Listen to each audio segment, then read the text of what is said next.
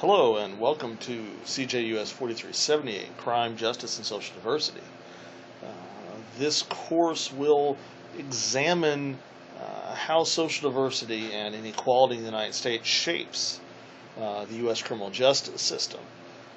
And in doing so, we'll look at crime trends related to crime and ethnicity, and then we'll look at all the different components of the criminal justice system and how social diversity and inequality affects those systems, both for practitioners and for offenders. This is an 8-week Flex 1 course, the fall 2012. Keep in mind that as a Flex course, this is a fast-paced course designed to cover an entire 16-week course's worth of material in 8 weeks. This introductory video will just serve as a brief introduction of the course, and we'll be using the syllabus. It's just kind of a guide to go as I go through this. Throughout the semester, our primary means of communication will be through your ETBU email account. I frequently send information through that. I will also occasionally put information on the announcements page on Blackboard. Anything that I send through email or through an announcement on Blackboard, you are responsible for. So my suggestion is that you check your email at least once a day, just to make sure there's nothing in there from me. I do ask that any email you send, as it says in the syllabus, any email that you send adhere to minimum standards of professionalism. Understand that in the professional field of criminal justice, email is one of the primary official forms of communication and should be treated as such. Don't send emails like you would send a text message. An email should look more almost like a business memo, where you have some sort of salutation, a main body, and then a closing at the end, rather than just a sentence with no punctuation, capitalization. Send things like a professional would. Your other means of communicating, of course, there's on the syllabus is my office phone number. Feel free to call me. I'll be in my office at the very least during my office hours, which are listed on the syllabus. I also have a Google Voice account that you can send text messages to. That number is also on the syllabus, and that's probably the easiest way to get a hold of me after hours. Is I usually get that on my cell phone, and unless I'm in the evenings, unless I'm just horribly busy doing something, I'll respond to text messages fairly quickly. They're good for short, quick answers to things. My limits to that are I won't answer text message as a general rule. I'm not going to answer messages after 10 o'clock at night and before 8 a.m. because I just don't get up and moving that early in the morning. So there you have it. Required text for the course, of course, you can see that in Blackboard as well. Is the 3rd edition of Race and Crime by Gabbidon and Green. This text will be your primary source of information for the course. And so an answer to the question that students always ask, do I need the book? The answer, of course, is yes. Other source of information, learning material throughout the course will be video lectures that I may put up in the course, put up throughout the course. There will be some journal articles that are posted with weekly assignments, and so keep your eye out for those. As far as how this class will work on a week-to-week basis, if you open up Blackboard, you'll notice on the left side of your screen there are a series of buttons. Each week's assignments will be under the Assignments tab, and if you click on the Assignments tab, you will see the very first item you'll see listed is the instructions for the literature review.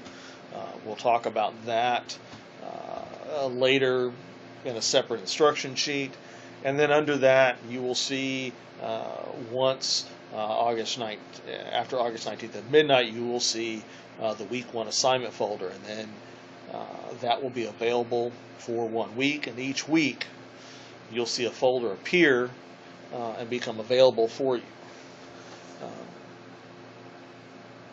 Within each week folder will involve all of the learning and lessons for that week.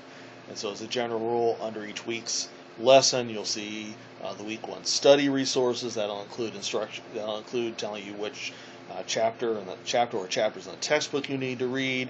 It will include the PowerPoint presentations provided by the publisher of the textbook that may help you focus or summarize your personal note-taking as you read the book. Will include at least one journal article related to the topic for that week, and may include a link to a lecture video where I talk about issues related to that week's material. You'll also see a discussion board assignment. The discussion board, doing differently than I've done in the past. The discussion board assignment is optional rather than required per se. Understand that the discussion board is, while it's optional, it is extra credit. You can earn up to, let's see what I say here. Well, I'll just read the instructions. These students can earn up to extra credit towards their weekly assignment grade by posting a short response to the week's reading. So, read the textbook, read the journal article, and then make a discussion board post about your personal response. What do you think about what you've read? Make some sort of meaningful commentary, or try to get a discussion started in the discussion board about this week's material. And the material for this semester in this course, there's enough stuff here that you ought to be able to get some pretty good discussions started. Any topic like this one that has a lot of controversy around it, and social diversity, I think racial issues related to criminal justice system, we're certainly going to touch on some controversy. And so there's plenty of fuel out there for discussions. If you get an extra 2 to 3%, add on top of your weekly assignment, and then every significant contribution to a discussion that you make, up to an additional 5%, you can earn for every significant contribution to a discussion you get an additional extra 1% on your weekly assignment, up to a maximum of 5%. So that's opportunity, and if you've taken my classes before and you know what my tests are like, any opportunity to increase your grade is always a good thing. And then every week there'll be a written assignment. Those written assignments are all involve reading a journal article. It will be a different one from the one listed under the study resources. And then there'll be 3 questions that you need to provide short answer to about that journal article. And that's the pattern. Every week will follow that pattern, except for weeks 4 and 8. In week 4, you will have all those things I've mentioned and your midterm exam. Week 8 will have all those things I've mentioned and the final exam. And I'll talk about those in a minute. The attendance policy, and there is attendance policy in the syllabus. I probably should have taken it out since we don't have regular class meetings. It does say students are expected to send 75% of all class meetings. Of course, failure to do so receives a WXF. The only way you can really measure attendance in an online class is student participation in online discussions and assignments. And so the way I will measure attendance in the course is participation in material. If you simply don't participate, you must do at least 75% of the assignments, or it's an automatic failure for lack of attendance. The grading policy, in the past I've used these elaborate point systems, and trying something a little different this year, and most of you in this class are familiar with me. we're just going to do it simple, and you see the grading policy, an A, 90 to 100, B, 80 to 89, blah, blah, blah. You've seen that a million times, and there it is in the syllabus.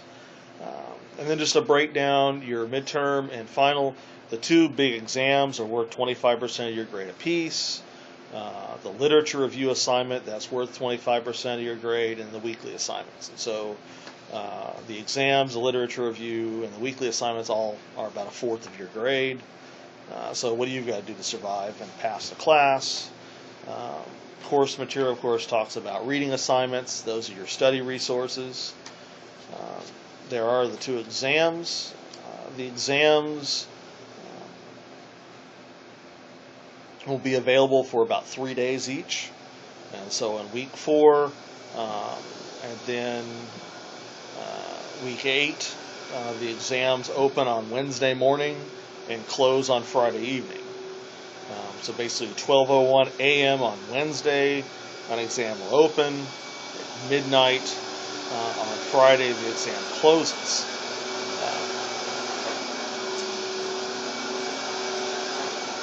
Each exam will consist of one short answer question from each chapter covered in the book. So the midterm exam will have 5 short-term questions on it, short answer questions, and then the final exam will just have 4 short answer questions on it. And then there will be 2 essay questions, and the essay questions can cover any of the material covered up to that for that material. The way the courses are designed is that the exams will be different for everybody. And so, there's a pool of questions, there's a pool of short answer questions, and you'll get 1 from each chapter. And then there's a pool of essay questions of which you can get 2, and you may get 2 questions in the same chapter. You may get, there's no telling. You'll just get 2 essay questions that cover anything for that half of the semester. So there are those. The tests are designed so that you can start. You have that 3 days to finish the test. You don't have to take it all in one sitting, but you only get one opportunity to take it, which means once you tell Blackboard, I'm done taking the test, that's it. But you can go in and out of the exam as many times as you want. Now, understand that since you can come in and out of the exam as many times as you want during that 33 days, that tells me you've got access to the textbook, you've got access to all the outside material. You're not having to just rely on memorized material. That means I have a high quality of standard for answers. So I'm looking for good quality answers. I'll grade things. If all you're doing is parroting or repeating what the textbook says about a topic, well, that's average. Anyone can look in the textbook and tell me what the textbook says. That's average. That's not worth anything more than a C. If you were synthesizing information from the textbook and another source, the textbook and lecture, or the textbook and a journal article, then that's above average, and so that's worth a B. If you're synthesizing information from the textbook and the lecture and some other outside source, that's an excellent answer. That's an A. And so you kind of get an idea of how I'm going to grade these exams. If all you're telling me is what the textbook says, that's a C. That's average. That's all it's worth. If you're pulling information from 2 sources, the textbook and something else, that's above average. That's a B, as long as it's accurate. And then multiple sources is be an A. Now, of course, because you have 3 days to answer the question, if your answers are not logically organized, if you're not following, if there's just numerous grammar mistakes or spellings not corrected, then I'm a lower thing. The grade will be lower. So if you use the textbook and lecture to create your answer, but your answer is full of incomplete sentences and capitalization errors and misspellings, then that could be a C, or worse. If you use use 5 different sources of information to answer the test question, but the information's inaccurate, it could be C or worse. So it's accuracy, and you're showing the ability to synthesize information from multiple sources. That's how the grading works. It's not just about information, but it's about being able to use information. Let's see, weekly assignments each week, and we talked about that. I already talked about that. You'll read one journal article and answer the questions. There's the discussion board, talked about that. The literature review, you'll write a 10 to 15 page literature review. Really, all I said was 10 to 15? That's a 4,000 level course. Never mind. I'm going to correct the syllabus right now. This should be a 15 to 20 page literature review. No, just kidding. 10 to 15 page literature review on any topic related to the relationship between some aspect of the criminal justice system and race or gender in the United States. Because this is an upper level course, because this is a 4,000 level course, I am looking for 15 page papers. If you go a page or two over, that's okay. 10 is really the minimum. If this was a 3,000 level course, then I would tell you I'm looking for a 10-page paper, and you could go up to 15. Because this is a senior level or 4,000 level course, I really am looking for about 15 pages. So 14, 15 pages. If you go 16, that's okay. You go much more than that, you need to edit some. But there are detailed instructions under the assignments tab about the term paper, and that's where we'll talk about that. Policy, and the next thing you see in the syllabus is my policy for late papers. Unless you make some sort of arrangements with me beforehand, I don't take them. Just all there is to it. Conduct. I normally don't put a conduct on the syllabi for my online courses, but I think because of the controversial nature of many of the subject we're going to be talking about, I felt just to kind of mention here, there are topics, because we're going to talk about social diversity, we're going to talk about race, we're going to talk about how those things influence the criminal justice system. These can become hot button-ish topics. And so I want to stress that in the discussion board, be respectful of other people's opinions. You have the absolute right to disagree with anything I say, with anything your classmates say.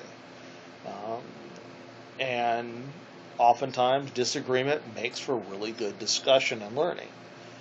I do insist that you disagree respectfully, that you treat everyone with respect, in the discussion boards and discussions that we might have. Failure to do so can result in reductions in your overall grade or outright dismissal from the course, depending on how offensive an individual may become. My academic integrity policy is the same as it's always been. I run all your papers through turnedin.com. Blackboard provides me an opportunity to do that automatically. If you are cutting and pasting material from some source, if you are cheating in any way, the syllabus lays out the possible penalties, everything from failure from an assignment to overall failure in the course, and it just all comes down to my subjective decision about how serious the incident of cheating is. So please be very sure that you understand what plagiarism is, that you're asking me questions if you have any confusion about how to cite sources, This is a senior level course, and so I don't need to spend a lot of time telling you what plagiarism is. You are expected by now to know what plagiarism is, to know how to avoid it, to know that you cannot copy material straight from sources and expect to pass the course. All right, finally, disable student policy information. You read that off the syllabus. There's the academic withdrawal policy. Keep in mind the last day to withdraw from this course is October 11th. And so that's your general course introduction overview. Thank you very much.